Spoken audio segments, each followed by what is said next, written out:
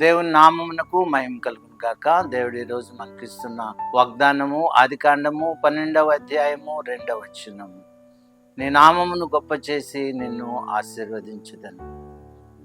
నీ నామమును గొప్ప చేసి అబ్రహాంతో దేవుడు ఈ మాట సెలవిస్తున్నాడు. నిన్ను గొప్ప చేస్తాను, నిన్ను ఆశీర్వదిస్తాను. ఈ రెండు మాటలు మన ఎడల కూడా దేవుడు ఎల్లప్పుడూ వాగ్దానం చేస్తూనే ఉన్నాడు.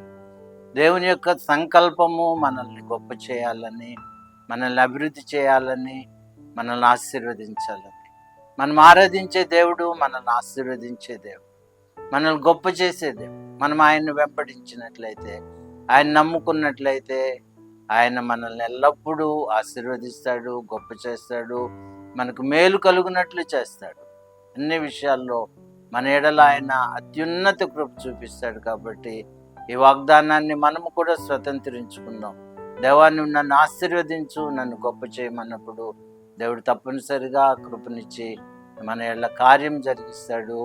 అట్టి కృప దేవుడు దయచేయును గాక. మా దేవా ప్రభువా, నిన్ను ఆశీర్వదించి గొప్ప చేయదునని వాగ్దానం ఇచ్చారు. ఈ దినము ప్రభువా, ఈ వాగ్దానం ద్వారా మమ్మల్ని తృప్తిపరచండి ప్రభువా. మా ఎడల కూడా నీ వాక్యం నెరవేర్చి మమ్మల్ని ఆశీర్వదించి గొప్ప చేయమని యేసు నామములో ప్రార్థిస్తున్నాను తండ్రి. ఆమేన్.